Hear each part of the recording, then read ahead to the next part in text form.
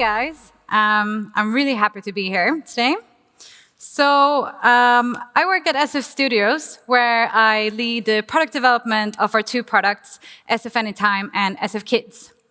And I'm here today to shed some light on the recent transformation that we've done with SF Anytime, but also the challenges that we face being a TVOD and EST OTT. So product management for me is by being customer-centric in everything that we do. But I do that with the help of a few friends, technology, science, and design. So let's start talking about technology, since there's many technologists in here in this room, but also the focus of the conference. About a year ago, we were working with outsourced development. We were working in this silo structure, which previous presenters have talked about as well. And so we had iOS developers, Android developers, web developers, and smart TV developers. There were many reasons why this setup didn't work, but first and foremost, it was that we were working in the silos.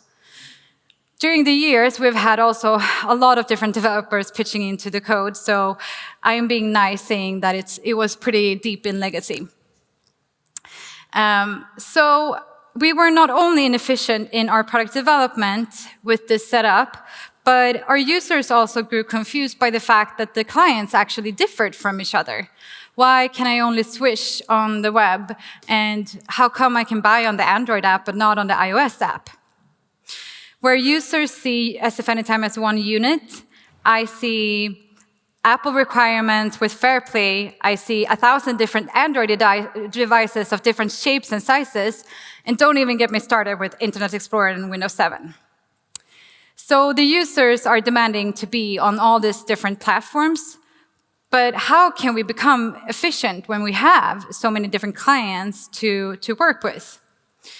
We decided to become hybrid. So the vision was to have one team working from one backlog towards one sprint goal. And after some research, we realized that we could actually do this with React and React Native. So we did a small proof of concept where we tested out DRM compatibilities on all devices and clients. And once we validated that, we were pretty confident that we could migrate SF Anytime to React and React Native. So this was super exciting, but I was also pretty scared, because at the same time, Airbnb announced that they were sunsetting React Native.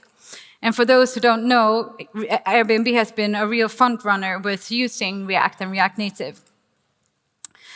But the dream about redoing SF Anytime from scratch and building on new technology rather than old, and also creating a new team structure was just too good to say no to.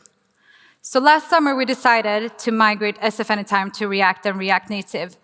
And today, we are sitting a bunch of great Reactors together with UX, QA, backenders, and myself in the same office. And I love the way that we work and how tight of a team we have become. On a weekly basis, we build, we release, we measure, and we iterate. And to visualize our growth, I have a video from our GitHub showing how much we have grown since October. And what's also growing is React and React Native, meaning that more developers are pitching in with code that we can utilize. And sharing is a little bit of the core concept of React. React is all about building on components that you can tweak a little bit to fit into different clients' requirements. So the idea is that you build once, you tweak a few times, and then you release on several clients at once. So this is how we work with technology in a hybrid team at SF Anytime. But knowing what to build is also essential, because we are have a customer centricity focus at SF Anytime. So we have a user who has preferences, but also pain points. And that insight is what I'm taking with when I'm prioritizing the backlog. So we knew when we started with this project that we didn't want to do a big bang release. So we formulated a plan so that we could actually utilize the new components that we were building in React on old clients. This way, our users could actually enjoy what we were building with React, which we knew were going to be much better than the old clients. So When we started the migration, I wanted to figure out how we were going to start with the migration. Since we're doing it towards the users, then I want to look at the user feedback and see, okay, so how can they experience, how is their experience with SF Anytime at the moment, and how can we improve that? So what I saw was, in a feedback tool called Usabilla, I saw that playback was a little bit more buggy than other features. So that led me to believe that the first component that we were building was new players with Shaka Player. So we spent a few weeks on building them. We got blocked by having to update all of our manifests, which was a real party pooper.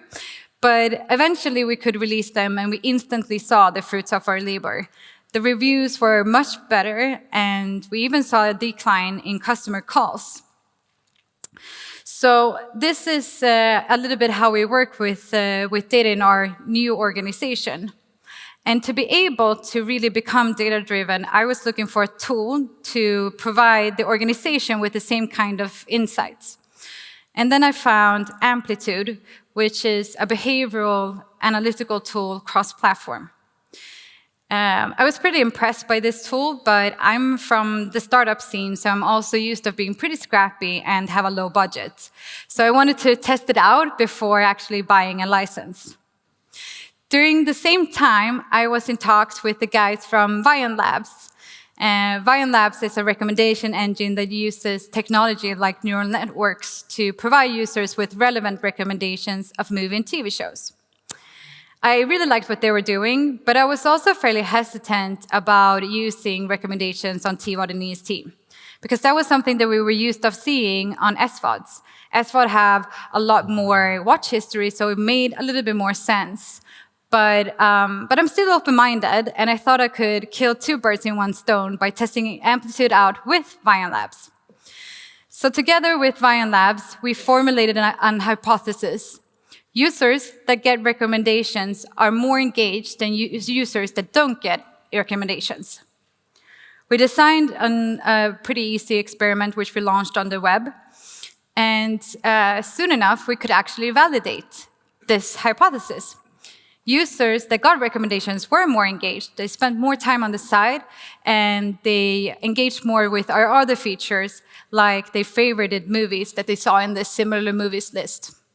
So what I could see in Amplitude was that looking at those users that have favored a movie, I saw that they were 7 times more likely to actually buy a movie.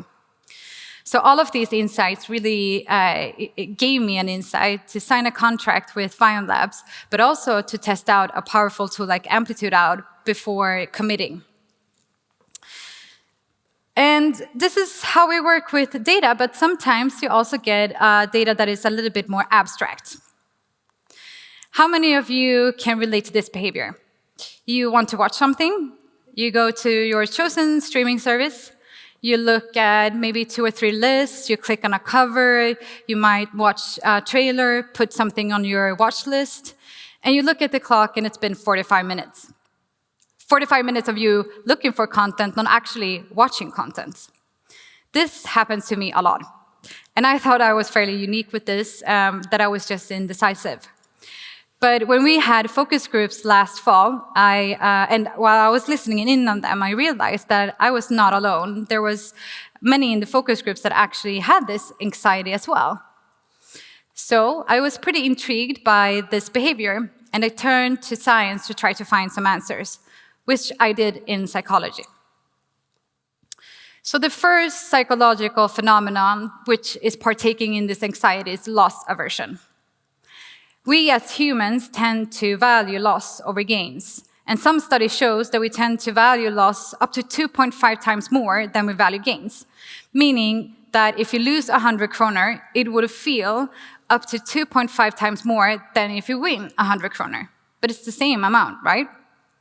So this is something that we do in our everyday life. And it's also very relevant to us in here because as streaming services have a lot of choices, there also are a lot of choices that can go wrong. So when a user is looking at the services and are choosing a movie, they are very frightened to choose the wrong kind of movie, and that's loss aversion. So the next psychological phenomenon that I want to talk about is analysis paralysis or decision paralysis. Our brain is wonderfully complex with billions of neurons firing around to make up who we are and how we perceive the world. But the brain is pretty limited when it comes to analyzing an overload of information. And this is where analysis paralysis takes place, because the brain can't handle that much information to give you a decision on what to do. So what happens is that it gets paralyzed, or we get paralyzed. A pretty famous study from 2000 experimented with this, and they presented shoppers with 24 types of jams one day and 6 types of jam the other day. And what they saw was that there was way higher conversion rate when they presented the shoppers with 6 types of jam. So less options, it's easier to make a decision, and no anxiety. So what this psychological research is showing us, really, is that too many choices is impairing with users' ability to make a decision. And for us, that's devastating, because that's what we want them to do. We want them to find something to watch, not spend time looking for content. So with this in mind, we've spent the last few months on working on a redesign.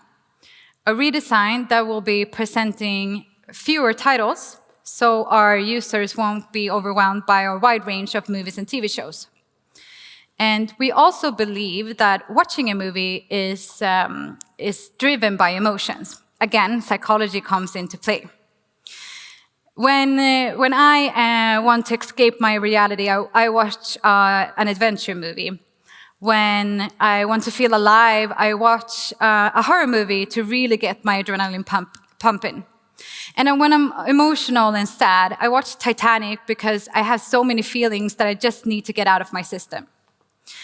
Watching a movie is highly driven by feelings. I don't think it's purely entertainment. I think it's a way for us to live out emotions, to feel, to learn, and to essentially be humans. So that's why this new design will put emotions first.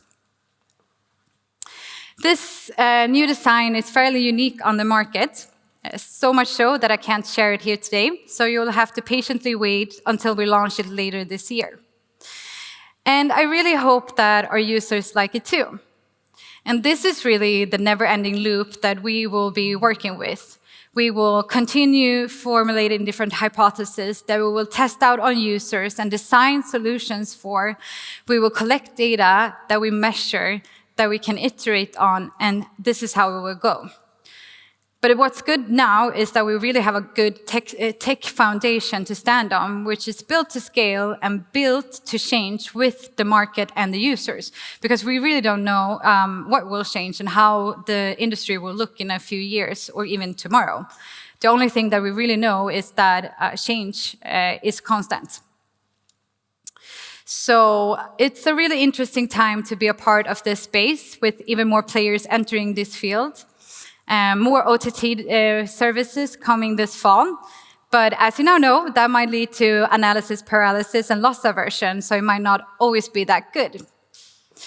But I'm at least confident that we have built a product with SF Anytime that provides users with a stress-free and friction-free experience, full of inspiration, with a humane touch. So let's see what the future beholds and how the users will choose. Thank you.